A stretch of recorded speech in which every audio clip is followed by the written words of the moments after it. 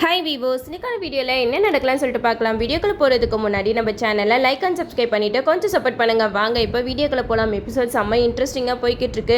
நம்ம ஐலி சிவாவும் ஒரு விஷயத்துக்காக ரெஸ்டாரண்ட் வந்திருப்பாங்க. அதே ரெஸ்டாரண்ட்டுக்கு இந்திராணி, ரித்திகா அவங்க ஃபேமிலியோட எல்லாருமே லஞ்ச் சாப்பிட்றதுக்காக வந்திருப்பாங்க. அந்த இடத்துல மோனிகா, சிலியன் இருக்கிறத பார்த்துட்டு இந்திராணி செம்மையாக டென்ஷன் ஆவாங்க. இந்திராணி டென்ஷன் ஆகிறத பார்த்துட்டு ரித்திகா வந்து இது தாண்டி உனக்கு சரியான நேரம், இப்போ பாரு உன்னை எப்படிலாம் நான் வெறுப்பேற்றுறேன் அப்படின்னு சொல்லிட்டு செலியன் முன்னாடியே இந்திராணியை ரொம்பவே இன்சல்ட் பண்ணுற மாதிரி பேசுகிறாங்க. அப்போது மோனிகா வந்து இந்திராணி இருக்கிறத பார்த்துட்டு இந்திராணியை வெறுப்பேற்றணும்னு சொல்லிட்டு செலியன் கூட நெருக்கமாக இருக்கிற மாதிரியெல்லாம் நடிச்சுக்கிட்டு இருப்பாங்க. இதெல்லாம் பார்த்துட்டு நம்ம இந்திராணி ரொம்பவே டென்ஷன் ஆகிட்டு இருப்பாங்க. இதை புரிஞ்சுக்கிட்ட ரித்திகா இந்திராணியை இன்னும் வெறுப்பேற்றி பார்க்கணும் அப்படின்னு சொல்லிட்டு இந்திராணியை வேற பிளேஸ்க்கு போக விடாமல் செலியன் பார்த்த மாதிரியே உட்கார வச்சிருவாங்க. இதனால கடுப்பான இந்திராணி வேற வழி இல்லாமல் அங்கே தான் உட்காந்துருப்பாங்க. நம்ம ரித்திகா இந்திராணி கடுப்பாகிறத பார்த்து ரொம்ப சந்தோஷத்தில் இருப்பாங்க. இந்திராணி ரித்திகா மேலே செம்ம கோபத்தில் இருப்பாங்க.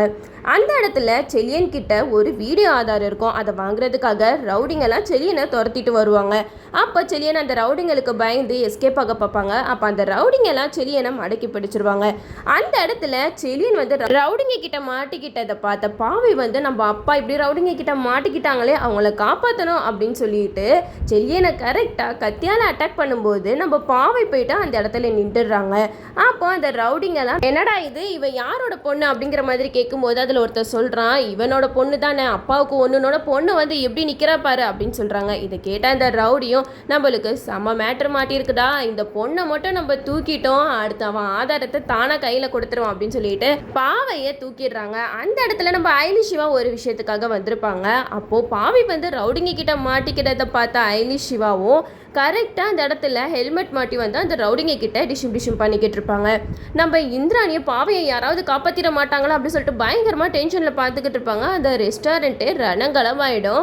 அங்கே நம்ம ஐலி சிவா ரெண்டு பேருமே அப்படியே ஸ்பைடர்மேன் சூப்பர்மேன் மாதிரி வந்து அந்த ரவுடிங்க கிட்ட சண்டையெல்லாம் போட்டு நம்ம பாவையை காப்பாற்றிடுறாங்க. அங்கே வந்த ஒரு இன்ஸ்பெக்டர் கிட்ட பாவையை ஒப்படைச்சி நீங்கள் தான் காப்பாற்றினதா சொல்லணும், நாங்கள் போலீஸ் ஆஃபீஸர் அப்படிங்கிற உண்மையை யார்கிட்டையும் சொல்லிடாதீங்க அப்படிங்கிற மாதிரி சொல்ல உடனே அந்த இன்ஸ்பெக்டரும் எப்படியோ இந்த குழந்தையை காப்பாற்றினது நம்ம தான் தெரிஞ்சால் நம்மளுக்கு நல்ல பேர் தானே அப்படின்ட்டு அந்த குழந்தையை கூட்டிகிட்டு போயிட்டு இந்திராணி கையில் ஒப்படைச்சிடுறாங்க. அப்போ இந்திராணிக்கு பயங்கர டவுட் வருது, என்ன சார் என்னோட பொண்ணை காப்பாற்றினது யார் அப்படிங்கிற மாதிரி கேட்க, அப்போது அந்த இன்ஸ்பெக்டர் சொல்கிறாங்க நான் தான் காப்பாற்றினேன் அப்படிங்கிற மாதிரி சொல்கிறாங்க. அப்போது ரித்திகா வந்து யோசிக்கிறாங்க, இல்லையே இவர் காப்பாற்றலை, அங்கே ரெண்டு பேர் சண்டை போட்டுட்டு இருந்தாங்க, நான் தான் நல்லா பார்த்தனே, அதில் ஒருத்தர் சிவா மாதிரி இருந்தார், கண்டிப்பாக கூட இருக்கிறது அது அயலியாக தான் இருக்கும், எனக்கு என்னமோ சிவா ஐலி இவங்க ரெண்டு பேர் மேலே பயங்கர டவுட்டாக இருக்குது, நம்ம நினச்சிக்கிட்டு இருக்க போலீஸ் ஆஃபீஸர் அவங்க ரெண்டு பேராக தான் இருப்பாங்களா அப்படின்னு சொல்லிட்டு ரித்திகா வந்து யோசிச்சுட்டு இருக்காங்க.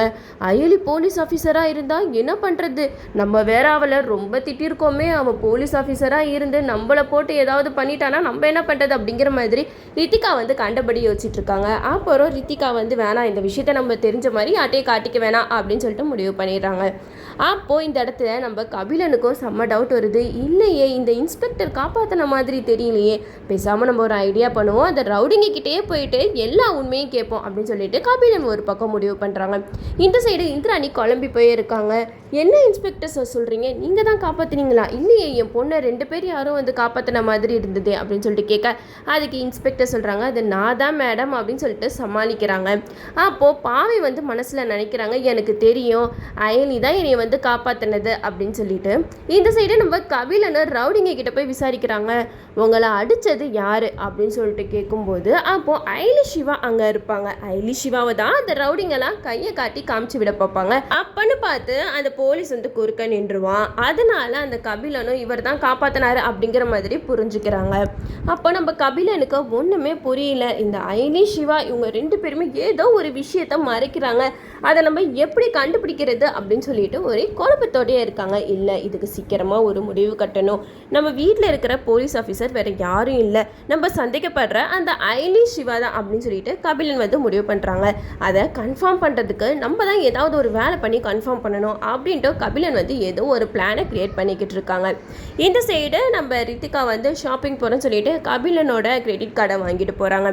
அப்போது அவங்களோட அத்தை மாமா அவங்களுக்கு மட்டும் ட்ரெஸ் எல்லாம் எடுத்துகிட்டு அதுக்கான காசெல்லாம் பே பண்ணிட்டு வந்திருக்காங்க.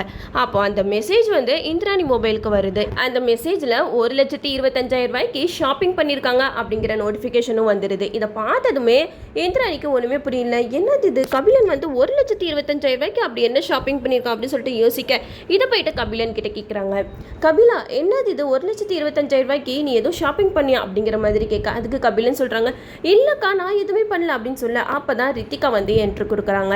ரித்திகா சொல்கிறாங்க, அத்தை மாமா உங்களுக்கெல்லாம் நான் ட்ரெஸ் எடுத்துகிட்டு வந்திருக்கேன் அப்படின்னு சொல்ல. இதை கேட்ட உதய பெருமாளும் செல்வராணி கேட்குறாங்க, என்னம்மா திடீர்னு ட்ரெஸ் எல்லாம் எடுத்துகிட்டு வந்திருக்கேன் அப்படின்னு சொல்லிட்டு கேட்க, அதுக்கு ரித்திகா சொல்கிறாங்க, இல்லை நம்ம வீட்டில் ஒரு ஃபங்க்ஷன் வருதுல்ல அதுக்காக தான் நான் ட்ரெஸ் எடுத்துகிட்டு வந்திருக்கேன் அப்படிங்கிற மாதிரி சொல்லும்போது இந்திராணி கேட்குறாங்க, என்ன ரித்திகா நீ தான் 1,25,000 ஷாப்பிங் பண்ணியா அப்படிங்கிற மாதிரி கேட்க, அதுக்கு ரித்திகா சொல்கிறாங்க, ஆமாம் நான் தான் பண்ணேன், என்னோட அத்தை மாமா என்னோட ஹஸ்பண்ட் அவங்களுக்கு மட்டும் நான் ட்ரெஸ் எடுத்துகிட்டு வந்திருக்கேன் அப்படிங்கிற மாதிரி சொல்ல. இதை கேட்ட இந்திராணிக்கு செம்ம கோவம் வருது.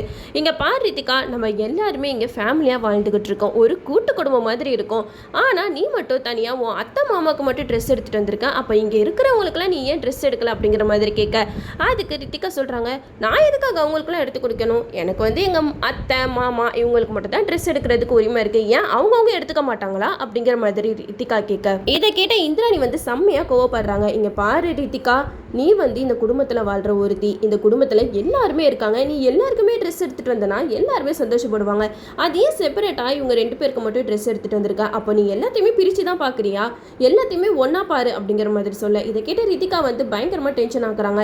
இங்கே பாருங்க நான் இனிமேட்டு யார் பேச்சையும் கேட்குற மாதிரி இல்லை, எனக்கு என்ன தோணுதோ நான் அதை தான் நான் செய்வேன், மற்றவங்களுக்கு ட்ரெஸ் வேணா அவங்க எடுத்துக்கட்டும், ஏன் அவங்க கையில் காசு இல்லையா அப்படிங்கிற மாதிரி கேட்க, இதை கேட்ட இந்திராணி வந்து செம்மையாக டென்ஷன் ஆகுறாங்க. என்ன ரித்திகா இப்படி பேசிக்கிட்டு இருக்க, நான் வந்து நீ எல்லாரையுமே ஒரே மாதிரி பாரு அப்படிங்கிற மாதிரி தான் சொல்லிக்கிட்டு இருக்கேன் அப்படின்னு சொல்ல. இதை கேட்ட ரித்திகா வந்து சொல்கிறாங்க, இல்லை நீ உங்களுக்கு வந்து நான் ஷாப்பிங் பண்ணதில் பிரச்சனை இல்லை, 1,25,000 நான் ஷாப்பிங் பண்ணியிருக்கேன்ல அதனால தான் உங்களுக்கு கஷ்டமாக இருக்குது அப்படிங்கிற மாதிரி சொல்லும்போது இந்திராணி சொல்கிறாங்க, அதெல்லாம் இல்லை ரித்திகா நீ தப்பாக புரிஞ்சுக்கிட்டு இருக்க அப்படின்னு சொல்லிக்கிட்டு இருக்காங்க.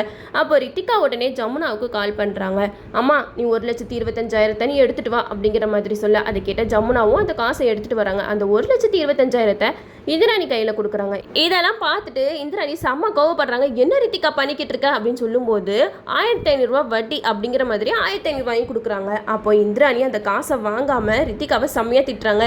ரித்திகா உனக்கு கொஞ்சம் கூட அறிவே இல்லை, நான் என்ன காசுக்காகவா சொன்னேன், எல்லாருமே ஒன்றா பாரு அப்படின்னு தானே சொன்னேன், இதில் என்ன தப்பு இருக்கு அப்படிங்கிற மாதிரி சொல்லிக்கிட்டு இருக்கும்போது ஐலி வந்து எல்லாருக்குமே ட்ரெஸ் எடுத்துகிட்டு வராங்க. ஐலி எல்லாருக்குமே ட்ரெஸ் எடுத்து கொடுக்குறத பார்த்துட்டு ரித்திகாவுக்கு செம்ம கடுப்பாகுது. அப்போ இந்திராணி சொல்கிறாங்க, இங்கே பாரு ரித்திகா, ஐலியை பாரு, ஐலி வந்து எல்லாரையுமே ஒரே மாதிரி பார்க்குறா, அதனால தான் அவள் வந்து எல்லாத்துக்குமே ட்ரெஸ் எடுத்துகிட்டு வந்து கொடுக்குறா, ஆனால் நீ இப்படி தனியாக பார்க்குறது சுத்தமாக நல்லாவே இல்லை அப்படிங்கிற மாதிரி சொல்லும்போது ஜமுனா வந்து ஐலியை செம்மையாக திட்டுறாங்க. ஐலி இப்போ உனக்கு சந்தோஷமா, நீ நல்ல பேர் வாங்குறதுக்காக என்னோட பொண்ணுக்கு கெட்ட பேர் வாங்கி கொடுத்துக்கிட்டே இருக்கல அப்படிங்கிற மாதிரி சொல்ல. இதை கேட்ட இந்திராணிக்கு செம்ம கோவம் வருது.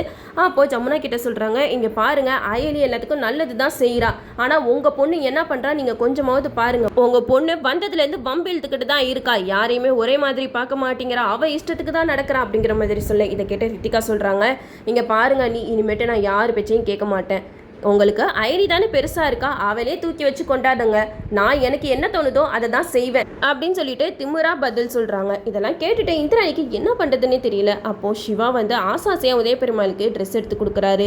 அந்த ட்ரெஸ்ஸை வாங்கிட்டு தூக்கி எறிகிறாரு உதய பெருமாள். நீ எதுக்காக நான் எனக்கு ட்ரெஸ் எல்லாம் எடுத்து கொடுக்குற, அதான் எனக்கு பையன் இருக்கானே, நீ யாரா எனக்கு ட்ரெஸ் எடுத்து கொடுக்க அப்படின்னு சொல்லிட்டு சிவாவை பயங்கரமாக அசிங்கப்படுத்துகிறாங்க. இதெல்லாம் கேட்டுட்டு சிவா வந்து என்ன பண்ணுறதுன்னு தெரியாமல் அந்த ட்ரெஸ்ஸை திருப்பி வாங்கிக்கிறாங்க. இதெல்லாம் பார்த்து ரித்திகாவும் கபிலனும் ரொம்ப சந்தோஷப்படுறாங்க. எப்படியோ நம்ம மாமா வந்து ஐலி சிவா இவங்க 2 பேரையும் வெறுக்கிறாரு, அதுவே போதும் அப்படிங்கிற மாதிரி மனசில் நினச்சிக்கிட்டு இருக்காங்க. இதோட இந்த எபிசோட் முடியுது. ஓகே வீவர்ஸ், இந்த வீடியோ உங்களுக்கு பிடிச்சிருந்தா லைக் பண்ணுங்கள், மறக்காமல் நம்ம சேனலை சப்ஸ்கிரைப் பண்ணிடுங்க.